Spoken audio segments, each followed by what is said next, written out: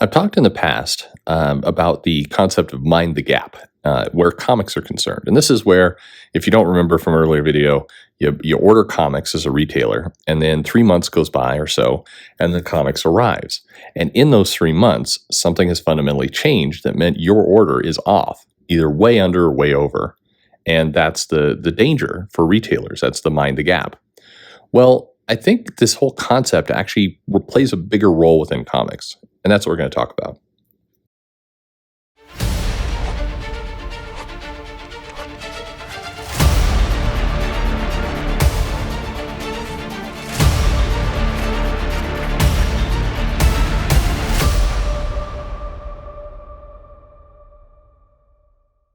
Hey, everybody, this is Perch. That was a dry intro to what I think is a fairly interesting concept where comics are concerned, and it's around this idea of timing. Now, what's interesting about comics today is, well, let me give you some perspective. First off, I mean, Marvel has always billed itself as being kind of ripped from the headlines. It's the world outside your window. And DC has dipped its toe in those waters too, trying to reflect the current society and everything that's going on inside the pages of the comic. And that makes sense. You know, they should do that, all good. But there's a challenge when you do that, in that the world outside your window, when you're coming up with a pitch and then getting it written and getting it drawn and colored and lettered and printed and shipped off and arriving in the hands of the customer, you're talking 6 months at least.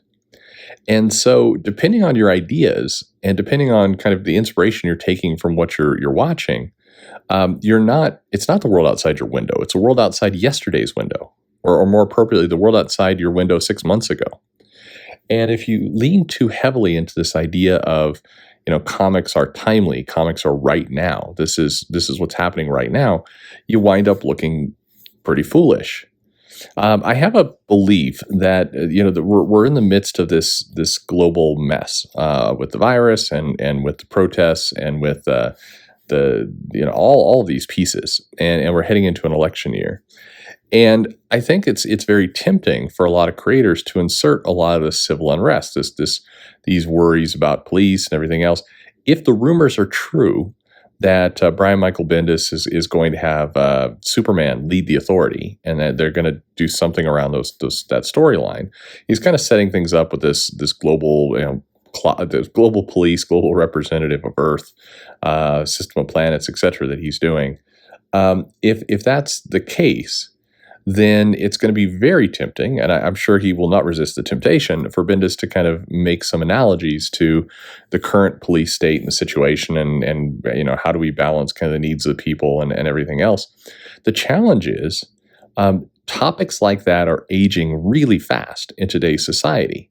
Things that trend on Twitter one day are considered old, and people are saying, okay, boomer, when they reference it a week later. It's taking no time for it to get old.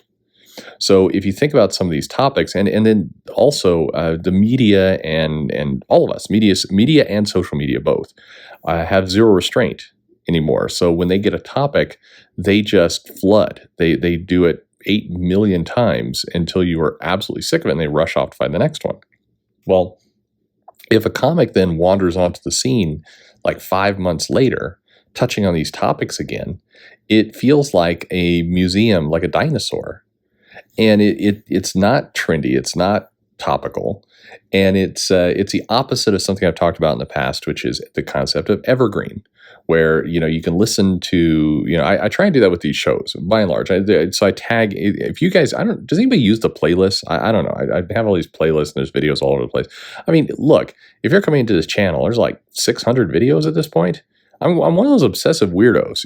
Like if you watch Tosh and he finds some YouTuber and he's like, this guy has over 3,000 videos. That's going to be me, the weirdo with the 3,000 comic video. I mean, God, does YouTube just automatically delete these at some point? Do I have to do that? Like, when I got into, shotgun way off topic. But anyway, sorry, I'm a crazy person. For any of you, when we do have that beer, you and me, whoever's listening to this, just be aware, I'm insane. I'm just fair warning. You know now. Anyway, there's a problem in timing with these comics. And the more that writers and others lean into the current headlines and other things, they have to recognize that they're not current headlines.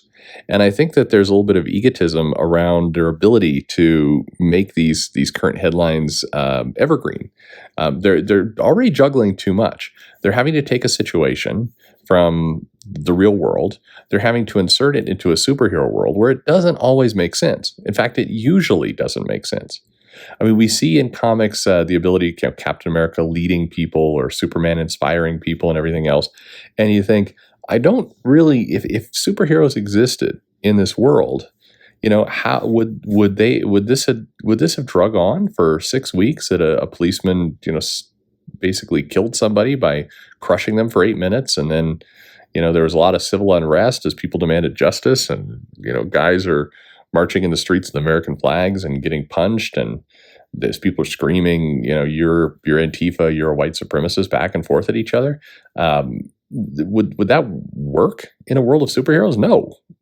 I mean, I'm sorry, but it wouldn't. It'd be the lamest superheroes of all time. Like the Justice League's hanging out, and they're like, "Oh man, I guess Portland's on fire again. We should do something about that." But will of the people, we can't get involved in that. It's like, oh man, did you see that guy? This guy just got kicked in the head.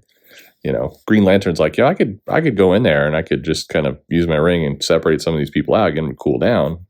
Flash is like, I could just run around and like pull the guns and the milkshakes filled with concrete that people are chucking at each other. I could just get rid of. I could take those. Superman's like, no. We just hang up here on the satellite, man. We got cable up here. Don't get involved. I mean, I kind of, what? I kind of like. I've talked myself into it. I kind of like to see that comic. My point is that I think these topics don't necessarily fit the superhuman world. Yet writers today feel compelled to want to touch on them. And not only are they trying to insert something that doesn't work, on top of that, they are, basically doing so in a world where the kind of their ideas are not going to come to life for half a year or more. And it is why I think people like Scott Snyder, who do death metal and this kind of over the top kind of craziness and everything else, and it's interesting the response to that comic. People are like, oh, he's got some of these ideas are crazy and they don't work, But I think that one of the reasons why he's popular, one of the reasons why this stuff keeps going, is because that content works a hell of a lot better than somebody trying to do, a very special episode of Captain Marvel where she's getting in the way of civil unrest over a police shooting. It's just like that stuff it doesn't work. I've talked about in the past, and I've had a lot of offline messages from people saying, it can work. I'm sure it can. But it takes a really skilled writer, and they're up against the wall with timing and everything else. It's not a good place for them to be. At any rate, I think that comics overall, you have to think about project to the future, and that's probably really hard to do while you're trying to fill a 22-page comic about what Miles Morales is up to this week. That's why a lot of comics feel very generic. It's like, by the numbers. Here's Morales. He wakes up. His parents are bitching at him about something, and then he's going to go to school, and maybe a kid's getting bullied. But hey, here's Stilt Man, and he's walking around stealing stuff up in the sky. And Miles is like, I should probably go stop that. But my secret identity. What am I going to do? I mean, that's why a lot of comics go that way. Because it's like, well, what are you going to do? This comic's going to come out in October. It's currently February. I just want to get back to binging The Politician on Netflix. I don't know, what am I doing with Morales? But I need to get paid. Got to pay that Netflix. Anyway, it's a hard job, I guess is my point. And I think in many cases, comic companies and creators make it harder for themselves by leaning into some of this stuff that really... It may make good kind of coffee shop conversation with your buddies that you're, in fact, I have been around, by the way, at cons where fans are friends, not even really comic fans, because I don't think they read comics, but they come and they're friends of a writer, and they're like, hey, are you gonna do something? Trump's taxes, he won't release his taxes. It seems sinister. Maybe you can make that a comic book.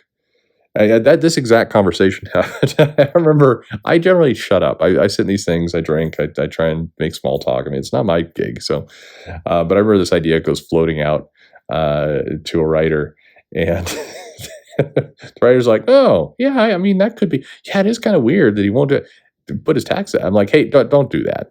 Nobody. Look, I'm not defending Trump, but nobody wants to read that story. I'm just like nobody. Like what we're gonna have like, you know." Black Widow is investigating why Steve Rogers won't release his taxes. Is that what you want to do? No, nobody wants to read that. Just let's just assume there are no taxes in the Avengers world. Um, and and then I felt like I saved something. I felt like a hero in that moment because the conversation's like, oh man, why are there taxes? There shouldn't be taxes. And the conversation just went in that direction. And I'm like, I just saved one hell of an awful storyline. I remember I walked out of it's a little bar, kind of 2 blocks up from the Hard Rock at the Gas Lamp. And I remember walking out of there just feeling like the hero of the day. I don't know.